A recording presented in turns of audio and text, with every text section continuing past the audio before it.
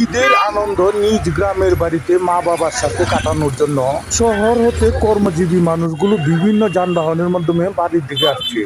আজ বিকাল বেলার মধুপুর বাজারের চিত্র। ময়মনসিংহ জেলার ঈশ্বরগঞ্জ এবং নান্দাইলের সীমান্তবর্তী হচ্ছে এই মধুপুর বাজার। আমরা তো বিনা পরিশ্রমে ডিউটি করতেছি, একটা টাকা কোনো গাড়িতে আমরা লই নাই। জাম্বার আছে এটা তো আমরা কিছু পাই নাই, প্রত্যেকটা গাড়ি উল্টা হল নাই। থেকে 5-6টা লাঠি ভাঙে তারপরে দামটা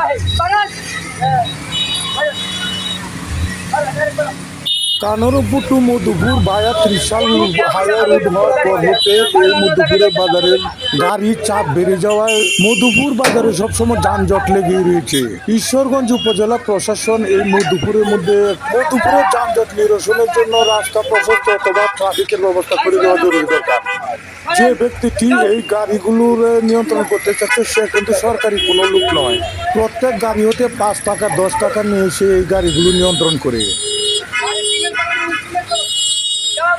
ঈদের আর মাত্র 2 দিন বাকি, এই কেনাকাটায় ব্যস্ত হয়ে পড়েছে গ্রামবাসী। ব্যস্ত হয়ে পড়েছে অটো, সিএনজি, পিকআপ, বাস সহ সমস্ত যানবাহন।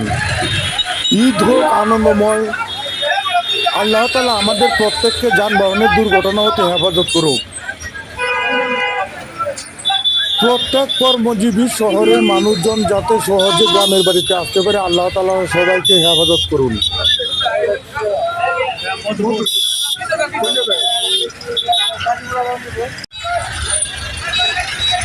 অধিকাংশ গার্মেন্টস শ্রমিকরা তারা পিকআপ দিয়ে নিজ বাড়িতে আসছে।